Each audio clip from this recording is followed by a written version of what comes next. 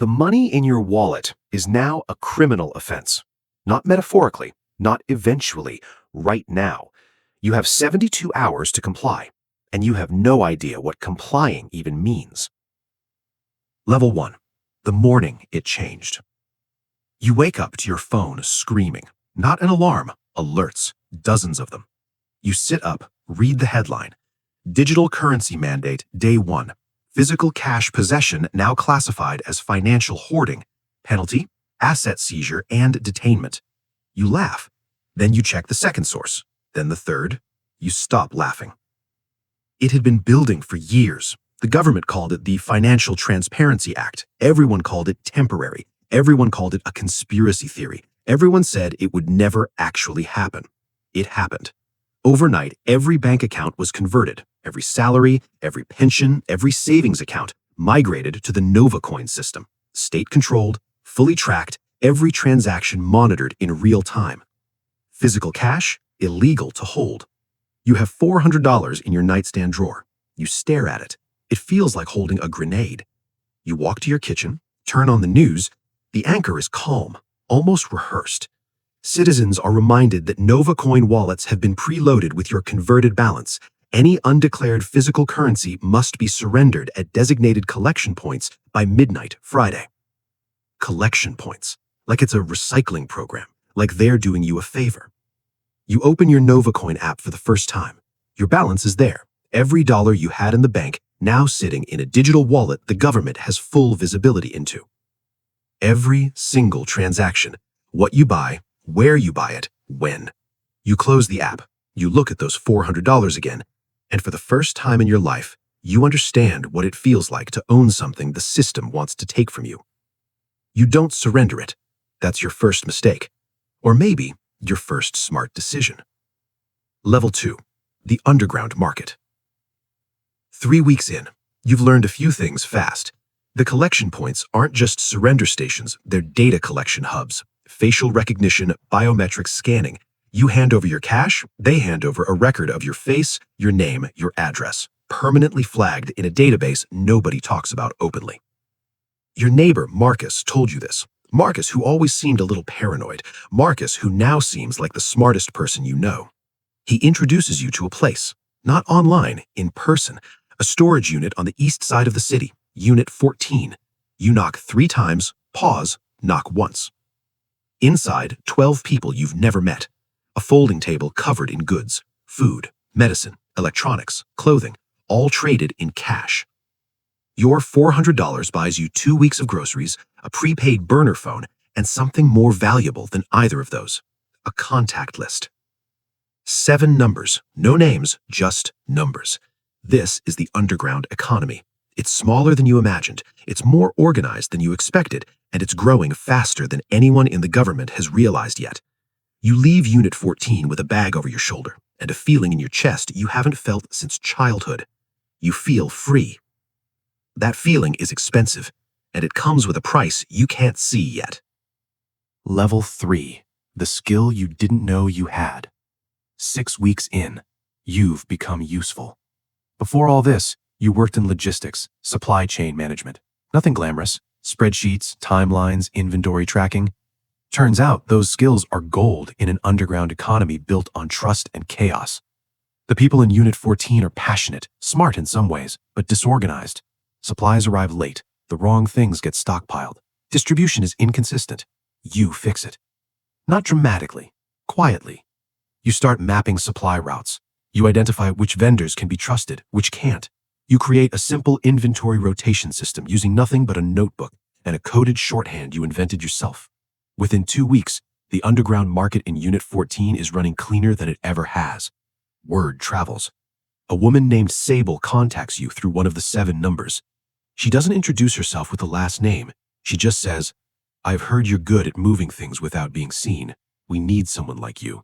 The pay is in hard currency, significant hard currency. You ask her what she moves. She pauses. Everything people need and the system has decided they don't deserve. You agree to a meeting. You tell yourself it's just to hear her out. That's the thing about lines in the sand. They always look permanent until you're already standing on the other side. Level 4. The network. 2 months in, You're not just a customer anymore, you're infrastructure. Sable runs a distribution web across 11 cities, not just goods, cash itself, physical currency moved between nodes in the network, funding operations that the NovaCoin system can't see, can't track, can't freeze. Your job? Route management and dead drop coordination. You never carry cash yourself, too risky. Instead, you plan the paths it travels. You know which courier takes which route, which storage unit holds what, which contact hands off to which. You never know everything. That's by design. Compartmentalization, Sable calls it. If you only know your piece, you can only lose your piece. You learn the language of this world quickly. Dead drops, clean phones, counter-surveillance routes, how to know if you're being followed, how to lose a tail in a city center without running. You learn to pay for everything with food, favors, or physical currency.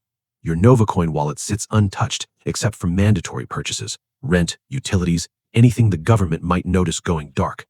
You maintain the appearance of a compliant citizen. You are not a compliant citizen. Your cut from Sable's network, $3,000 a month. Cash, real, untraceable. You keep it in 3 locations, never more than 1,000 in one place. You sleep lighter than you used to, but you sleep with more purpose. Level 5. The weight of it. 3 months in, the government announces Phase 2. New scanners installed in every subway station, every major transit hub, every airport. Designed to detect dense concentrations of paper currency on a person's body. 3 people in your city are arrested in the first week. One of them was from Unit 14. His name was Carl. Quiet man. Used to bring bread to trade. Had a daughter in college. They don't announce where they take him. His daughter posts about it online. The post is removed within 4 hours. You sit with that for a long time. This isn't a game anymore. It never was, but now you can't pretend otherwise. You increase your counter-surveillance routines. You rotate your dead drop locations. You cut 2 contacts you don't fully trust. Sable approves. Paranoia in this world, she tells you, is just pattern recognition. You start to understand what she means. You also start to understand something else. The network isn't just surviving, it's becoming something larger. People who were never criminals, teachers, nurses, retired engineers, small business owners, are flooding in, not because they're greedy, because the NovaCoin system is failing them. Glitches in the system are wiping balances. Government-flagged purchases are freezing accounts without explanation. People buying unapproved goods, supplements, certain books, tools the system is quietly categorized as suspicious, are finding their wallets locked. The underground isn't the fringe anymore. The underground is becoming the only economy that actually works, and you're at the center of it. Level 6. Power and its shadow. 5 months in. Sable gives you a new title. Not officially. Nothing is official here. But in the network, you're now called the Architect. You oversee movement across 4 cities, 14 active nodes, over 200 people dependent on routes you designed. The money flowing through your coordination? Significant. More than you let yourself count directly. Counting it makes it real. Making it real makes it dangerous. You have a system now, a life with rhythm and structure hidden inside a perfect performance of ordinary existence. You walk to work. You pay your rent through NovaCoin. You smile at your neighbors. You attend the mandatory digital compliance seminars the government introduced. 2 hours every month where a bored bureaucrat explains how NovaCoin protects you. You take notes. You sit in those seminars and think about the dead drop 3 blocks away containing enough physical currency to make every person in that room's yearly salary. You are 2 people now. That is sustainable until it isn't. The call comes on a Thursday evening. A node in the network went dark, not just quiet, dark, completely unresponsive. You run the check protocol. Nothing. Then a message through 3 layers of relay. They didn't just take the cash, they took the coordinator. He's been talking for 6 hours. You go very still. You think about every person who knows your role. You count them. There are more than you're comfortable with. Level 7. The walls tighten. 6 months in. You learn what a controlled demolition of a network looks like from the inside. It's not fast, that's the terrifying part. It's slow, surgical. They don't arrest everyone at once. They take one person, let the fear spread, watch who runs, who communicates, who changes their behavior. They map the panic. The panic reveals the structure. You go completely silent for 2 weeks. No contact, no coordination, no movement. You sit in your apartment eating food you bought through NovaCoin like a model citizen, watching your phone like it might detonate. Sable resurfaces on day 16. Voice only, 30 seconds. 3 nodes compromised, 2 coordinators detained.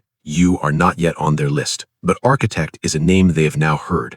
You have a window. What you do with it is your choice. She hangs up. You sit with that word, window. Windows close. You think about Carl, the man who brought bread, whose daughter's post disappeared in 4 hours. You think about what the inside of a detainment facility looks like for someone who coordinated cash distribution across 4 cities. You think about the people in the network who depend on routes only you fully understand. And you realize something no one tells you about power in a hidden world. It doesn't protect you, it anchors you. You can't disappear without taking the whole operation down with you. Level 8, the decision. 7 months in, you have 3 options. You've written them down, then burned the paper.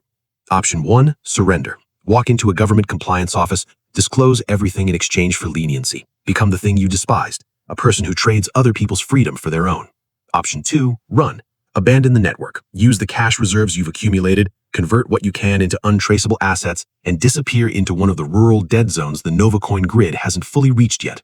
Option 3, rebuild. Go deeper. Restructure what the compromised nodes exposed. Become harder to find, not by running, but by fragmenting your role so completely that even Sable can't fully locate you. You think about each one for a long time.